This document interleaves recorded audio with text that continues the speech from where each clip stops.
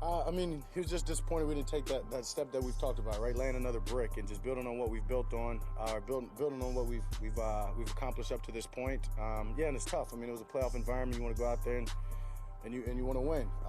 And all of them hurt when you don't win, and you don't capitalize or do what you expect to do. So I mean, but you got to remember it's one game. So for us, it's about just sticking together, knowing what we've accomplished and where we're going and who we are. So it was a tough game, tough environment. We'll learn from this one, and we've got to use it to make sure that we grow. Yo, ignore my local scammer look. We're going to get right into this. So we're going to start with Dallas. As usual, you're going to be like, what is his first take? This week, we're going to kind of start with some of the teams that everybody's talking about. But we're going to start with Dallas. So, Dak Prescott was 27 for 46. 265 passing yards, 3 touchdowns, and 20 interceptions. Now, one of the interceptions was all on Dak. You can't make that throw. I know you're trying to win the game and you're trying to force the issue, but at some point you just got to take 3. 3 is better than 0. And so that second interception, I'm not too sure on, because I've seen some people break it down, and it looks like CD should have came back on the route, but it also looks like Dak underthrew it. So if you're a super nerd like I am, let me know which one do you think. I didn't play receiver, so I don't know. Somebody's crossing the safety's face. I said, what's happening is that these guys are ad-libbing, and Dak is throwing an anticipation, Skip. The safety, I'm supposed to break the route at 10, but I see the safety at 10. Instead of me going 8, crossing his face, I go 12 behind him. Well, Dak's going to throw the ball because he's like, oh, yeah, he going to cut across his face. I'm going to hit him, boom, touchdown. You go behind the safety, Dak hit the safety between the numbers. What? I don't know. But it looked like it could have been both of their fault. So when you let Christian Watson go 4 receptions, 170 yards, and 3 touchdowns, and you let Aaron Rodgers look like an MVP, this is what's going to happen. Dallas had 4 opportunities to win this game.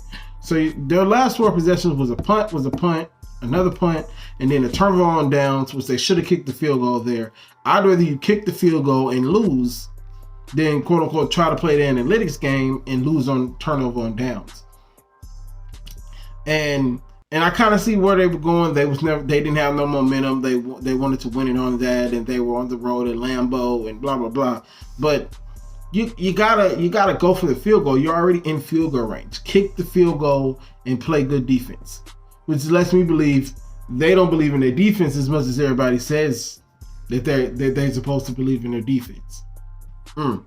Michael Parsons was kind of gimpy. Tony Pollard played all right. He rushed for 100 yards, 22 carries, but you could see they didn't run the ball as well as they did last week. What else we got here? So Dallas should have won this game. They were up 28-14 going 3 minutes to go going into the third quarter, and they had the control. Even if you go back to the beginning of the game, the in the red zone, that should have been a touchdown. And even in the fourth quarter, you should have been able to run the ball and possibly get a field goal. Dallas got no points once they went up 28. Once they went up 20-14. Dallas had no points in the fourth quarter. Their offense looked stagnant. Dak couldn't do anything in the fourth quarter or in overtime. And Aaron Rodgers showed you why he was the MVP last year. So I'm just not understanding, why do we sit here and act like Dallas every year is some great contender when they know they're going to put out, we know that they're going to put out these type of efforts almost every time you expect them to do something. Now, granted, Aaron Rodgers is a Hall of Famer. He's an MVP. But you don't let Christian Watson get 3 touchdowns on 4 receptions and over 100 yards. You don't let A-Rod be hella efficient as always, 14 for 20, 224 yards, 3 touchdowns. And then you also let Aaron Jones rush for 138 yards. Where's this great defense as we were supposed to be talking about all year? Where is it? I haven't seen it.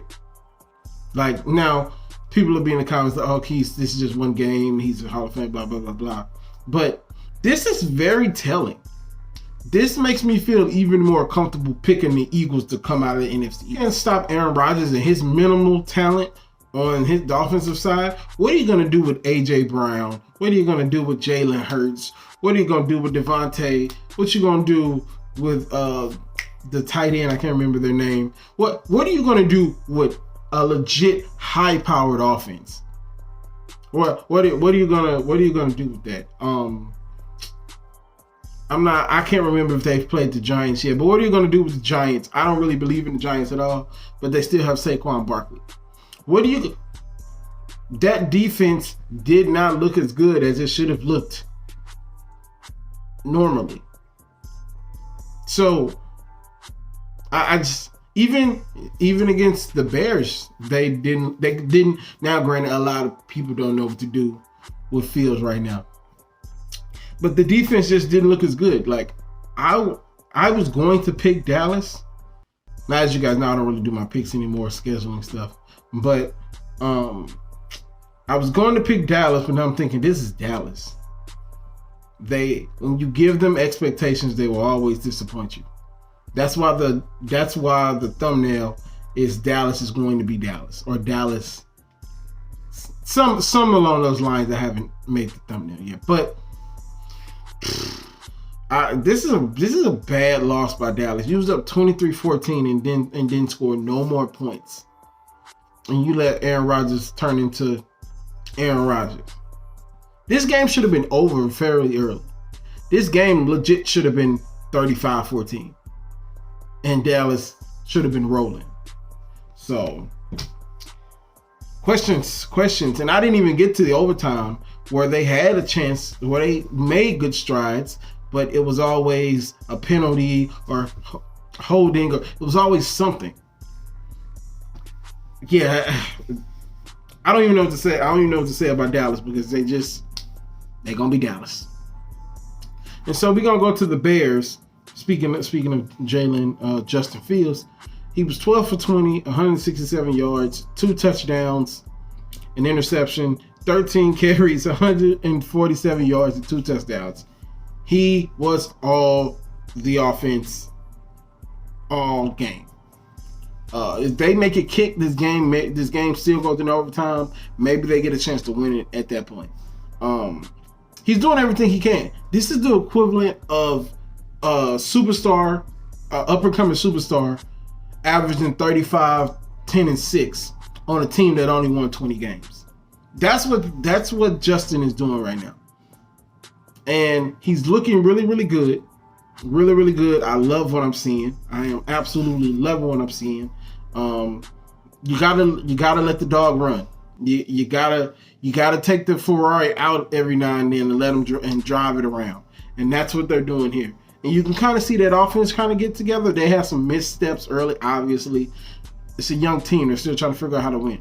But even with that being said, they were 1 point away from going into overtime against Detroit and winning that game. So, great play. I saw some Patrick Mahomes there.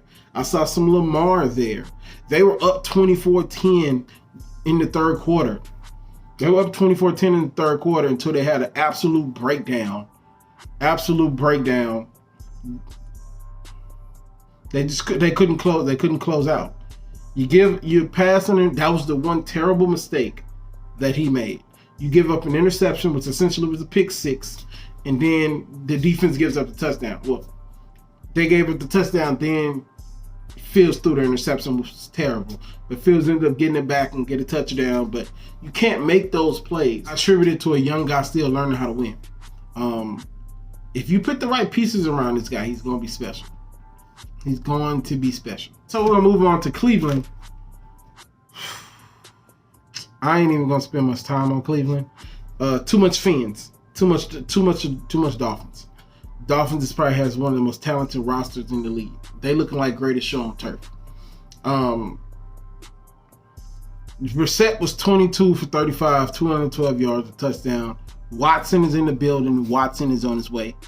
He's on his way.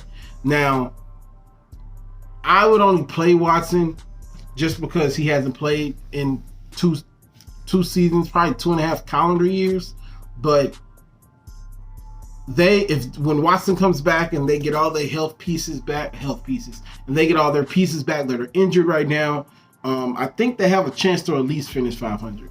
Now you be like, Aki's how is that possible? You say they're gonna win their last. I think Deshaun is gonna lose his opener, and they're not gonna lose a game the rest of the year. So I think they're 3-6, 3-7 now. It's bad podcasting because I should have looked, but I think they're 3-7 now. I think they lose the next game, then they'll be 3-8, and I think they maybe win out. I don't think they're gonna make the playoffs. That ship sailed a couple weeks ago, but this is a rough team to watch. This is a rough team to watch because you just be like, there's too much talent for y'all to be losing this. Now, granted, I'm gonna give them this week because they played the Dolphins, and the Dolphins just look unstoppable, especially with Josh Allen falling off this week. Expect the extra video to be coming within the next coming weeks about the Cam Newton effect, because I see stuff that is going on in New York for Buffalo, kind of the same thing that went on in Carolina, as far as them giving it to Josh Allen and just hoping that he gets them out of all the bad situations they in. That video will be coming soon. So Deshaun is on his way. That's really all I can say about that. And so the last couple games, I'm gonna have some quick hitters for you because really these games really didn't do much for me, and a lot of them were over fairly quickly. So we'll start with Kansas City. That hit on Juju was definitely a foul. That definitely was a foul. They should have called that. But the hit after that, that number 5, he laid the hit on that dude too. That one was not a foul. He hit him with his shoulder, and it just looked bad.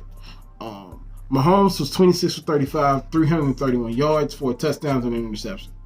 The prince that was promised, as Nick Wright would say, or he's not looking like a bust, but he's not looking as good as we thought he was going to look. Now, granted, he was playing Kansas City. But there was nothing there that made me go, wow. From a number 1 overall pick, you expect the number 1 overall pick to be somebody that Tom Brady, Peyton Manning, Tom Brady wasn't the number 1 pick, but you get the sentiment.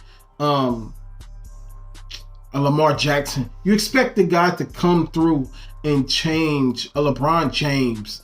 You expect these guys to come and you win more. Nothing has changed in Jacksonville since he's got there. Now, granted, he had Urban Meyer, and y'all know the situation with Urban Meyer, and then he got this offensive coordinator. He got Doug Peterson. Now, I just expect more. Nothing has changed. Nothing has changed there. Like, Justin Herbert has been going through, he got injured and blah, blah, blah. Now, so I get Justin Herbert. Josh Allen has completely changed what's going on in Buffalo, and New England is still searching for their franchise quarterback because I don't think Mac Jones is it. So, I think, and this is a hot-ass take, I think that Mac Jones and Trevor Lawrence are more one and the same than we like to think that they are. And I'm going to leave it there. It was never close. It was 17-27, but it was a 17-point game most of the game. Number 19, Tooney, showed us why they traded for him. They finally got him some action, and he was spectacular. So, he was spectacular. I like him. I wish the Ravens could have got him because they probably could have used him better. But, it is what it is. Mahomes scored a touchdown with 4 different receivers. And he just was dialing it up. He put the ball everywhere it needed to be, and he was Mahomes. So let's get to Geno. So they played in Germany. A super duper long flight from Seattle to Germany. I think it's about 8-9 hours. I was fact checking and put it on the screen. So they were probably tired when they got there, but that doesn't change the fact that they made the Bucs look really, really like world beats. Now, granted, they got back in the game, but I think they got back into the game more because the Bucs kind of laid off more than them actually doing something.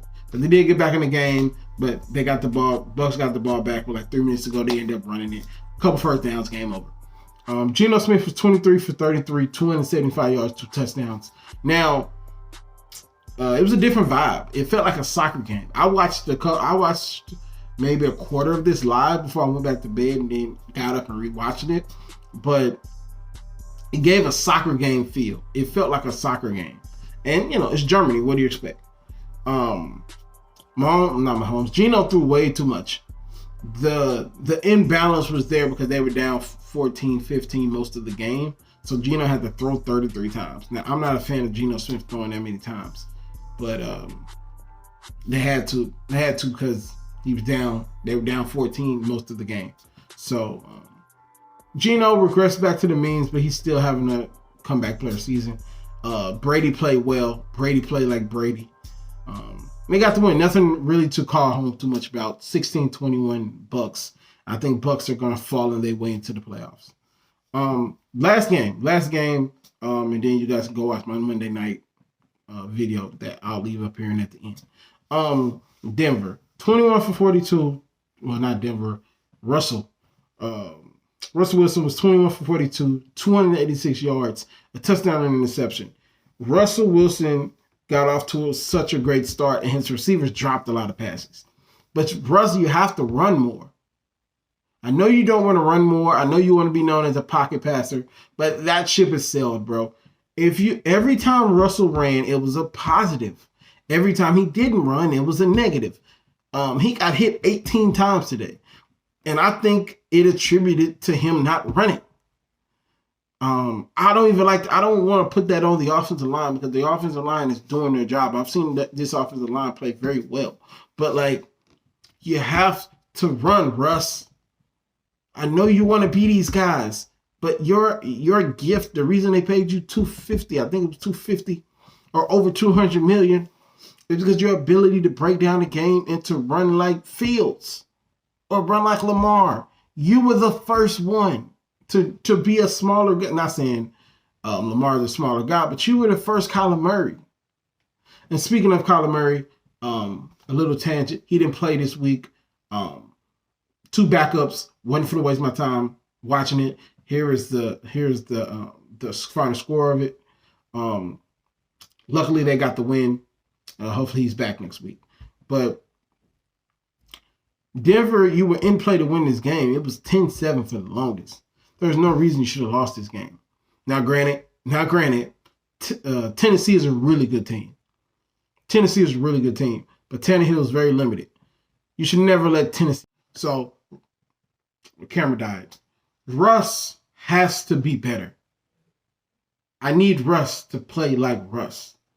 And that's essentially all I really have to say about them. It's always a rough watch watching because they can be so much better. There's so much talent in that offense that they should be so much better than they actually are. So my camera died, but that was pretty much all I had to say. So that's all I got for you guys. My camera's still dying, but I wanted to finish this off. So link is up here to Monday Night Football, and I'll see you guys later. Peace.